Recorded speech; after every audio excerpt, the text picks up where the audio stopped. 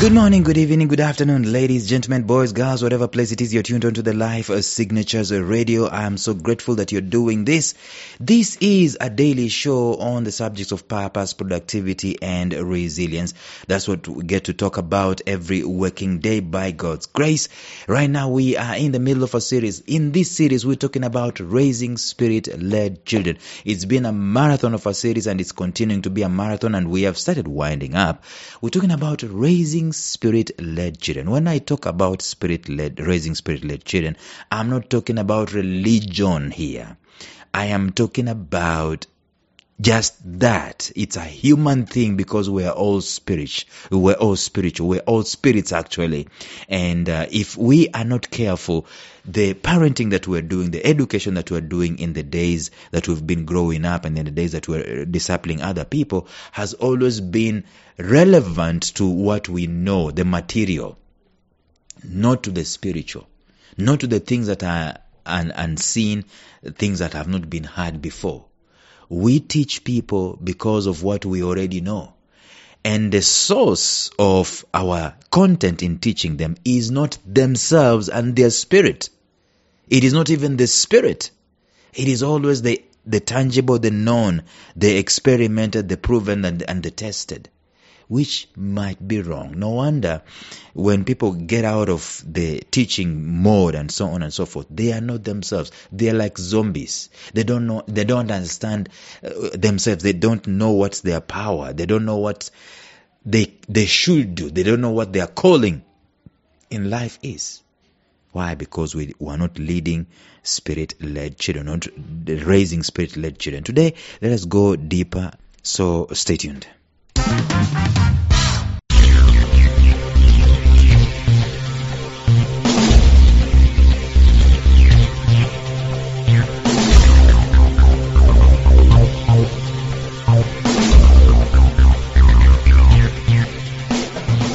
Welcome to the Life Signatures podcast with Lawrence Namale.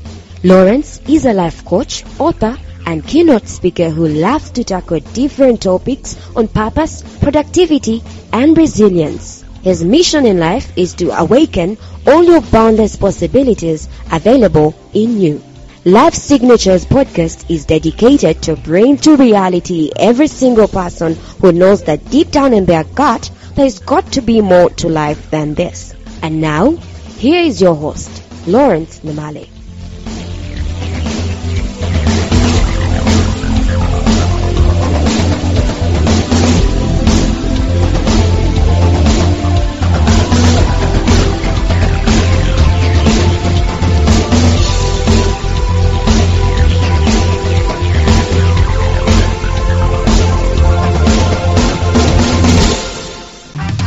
Recap will do us good here, ladies and gentlemen.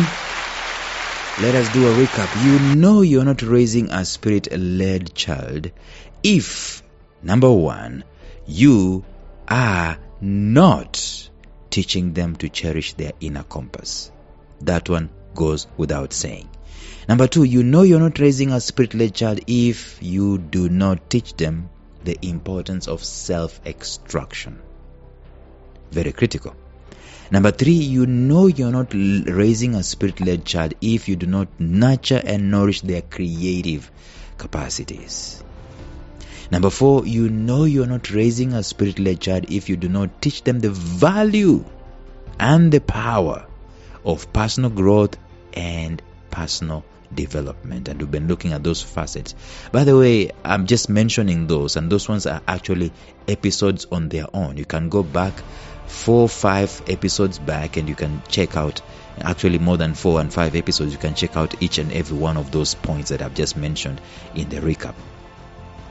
In fact, we are continuing to talk about personal development, and let's just do another recap for personal development. There are different facets of personal development, and I've said the first one is wholesome personal development, where you look at personal development from a 360 degrees. You're looking at your health, looking at your mind, body, soul, spirit. You're looking at things to do with your business, your finances, your adventure, your family, your friends, all those things. Wholesome personal development. It's critical. I don't know why we forget to do this, or maybe it's because we're ignorant. let me tell you something. I have learned through personal development that it is linked up. In other words, if you lean into an aspect of your spirit and you're trying to personally develop your spirit, what happens is that the ramifications of your developed spirit, they affect your soul, they affect your body, they affect your mind actually. And then you go into the mind and you feed the mind, it affects other areas of your life. You go and you lean into the area of your body, it affects the mind and the spirit also, and the psyche and the emotions. So you've got to focus on this wholesome personal development, and we need to teach this. We need to teach this to our children. Number 2, another facet of personal development is self-competition, which we talked about yesterday. This is absolutely powerful. You've got to go back to the episode yesterday and check it out. But today, let us continue talking about the other aspect of personal development. And this is number 3. It is about initiative. This should have been number 1, but it's about initiative. There is nothing as beautiful as a self-starter. It's nothing as beautiful, especially in your child. Nothing as beautiful to a parent, nothing as fulfilling to a parent when you see initiative in your child. But there's nothing as heavy and as disturbing to a parent than a child who sits there and waits for instruction. And the problem I have seen is that for the most part in parenting and in education, there is this idea not just of spoon feeding, but there's this idea of robbing children of their power because we think they are children and they can't think for themselves. So what do? We micromanage them. We teach them everything. They have got to wait to be told to shower. They've got to wait to be told to clean the room. They've got to wait to be told. Of course, that's part and parcel of parenting. But we've got to lead from the angle of allowing freedom. You see, the problem is that the crux of the matter is that when we project to them the idea that they cannot think for themselves, they succumb to it and they allow it and they fold their hands and they wait for you to think for them. So initiative is a great catalyst of personal development. Someone who takes initiative. Personal initiative is what personal development is all about at the end of the day. It starts from there. Actually, without personal initiative, there is no personal development. There is no personal growth. It starts from taking initiative in yourself and of yourself. So if a child can know what time they will sleep, how long they will sleep, what time they will wake up to do what, and all along the whole particular day. I'm talking about children here, but I'm aware that many adults need to do this thing called initiative also. But if they can do this, if they can, I don't know if you've ever seen this graphic on social media where a dog is bootstrapping. Is it bootstrapping? It's holding its own. What's the name of the rope of the dog? It's holding its own rope, and it's guiding itself. It's leading itself. It's leading himself. That's what initiative is all about. That I've gotta do this myself. I'm not going to wait to be given marks. Inherently, I know this is good for me. It's important for me. And initiative means this. Initiative means that you're putting the ego down. It means you're becoming in charge of yourself. You're becoming in control of yourself. Even as an adult, every time I don't have initiative, I feel low. I feel useless, actually, by the way. I feel demotivated. I feel uninspired because I don't have initiative, because I've just let myself go. I've just been there doing absolutely nothing. But when against the feelings of my body, we've got to learn to put the feelings down, because that's where the battle of initiative is won. It is won when we do not consider our feelings and we crucify our feelings, we die to our feelings, and we do whatever we got to do anyway. If this is one of the biggest principles we can teach. And it's not just about teaching children. It is about even teaching adults, because we don't learn this. If we can win this game of personal initiative, then the game of personal development is on a high, and our spirits are developing, or we are developing, actually being led by the Spirit. Actually, talking about initiative and talking about the feelings and the flesh, the Bible tells us that the Spirit and the flesh are always in constant war. And someone said that whatever you feed is the one that is going to dominate. Whatever animal you feed is the one that is going to dominate you. And this is where initiative comes in. We've got to teach people that you've got to say no to the third chapati.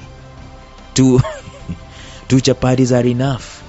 And I know that even as you do that, it's a what is it? It's a sacrifice. It's about discipline at the end of the day. It's also about discipline. See, it is not discipline if someone else forces it onto me. It is discipline when I force it on myself. But when someone else is forcing it onto me, and have you ever seen, even in organizations, a boss gives you work and wants to micromanage you, how you're going to work, what you're going to click, what color you're going to put. Now that's not productive. That's not being productive at all. It's the same thing with discipline. If I am disciplining you, if I am waking you up, if I am I'm doing everything for you, I'm telling you to do this, telling you to do that, that's not discipline. It's got to come to the place where I recognize I am the master of my own destiny, and I take my own initiatives. And if you can teach them to cherish this aspect of their lives. And actually, we need to speak to them about these things. We need to talk to them about spirit. We need to talk to them about body. If you're a Christian, you need to talk about the carnal and the spiritual, the flesh and the spirit. And we've got to excavate this, and we've got to lay them on the table and tell them, feed A and starve B. And you give examples. When you feed A, it is not necessarily fun. But that's where initiative is all about. It is not fun to feed A, especially in the moment. It is fun to feed B. But in the end, the person who fed A, that is the person who took initiative, is happier, more controlled, sober, and joyous as compared to the person who fed B, that is the flesh. They enjoyed in the moment, and they are sad at the end. Actually, the Bible says if you feed the sinful nature, from that nature you're going to reap death and destruction. The problem with that death and destruction is that it never comes swiftly. It comes in micro units. It comes so slowly. It's chronic. It's never acute. So we don't even see, and we don't even realize, and we don't even recognize, and we don't even see the magnitude of what we're doing. So we've got to teach these guys as early as possible. If you're leading a spirit-led child, they have got to understand, they have got to know to take initiative. When they learn to take initiative, I'm telling you, it's a major facet of personal development. And when they learn personal development, I'm telling you, it's a major facet that speaks into spirit. The spirit talks about growth and personal development. The spirit is always about growth. It's always about maturity. It's always about newness. It's always about adventure. It's always about excavation. It's always about potential being excavated. So we've come to the close of that particular portion where we were talking about that you are not raising a spirit-led child, number 4, if you do not teach them to value and to cherish personal growth and development. Tomorrow in the episode, we are going to continue discussing the same topic about spirit-led children, and we're going to jump on to another facet. But until then, bye-bye. Thank you for listening to Life Signatures Radio. If you enjoyed today's show, subscribe to Life Signatures Radio on iTunes, Stitcher, or visit our website at lifesignatures.libsyn.com. Life Signatures Radio, fresh, clean, and inspiring.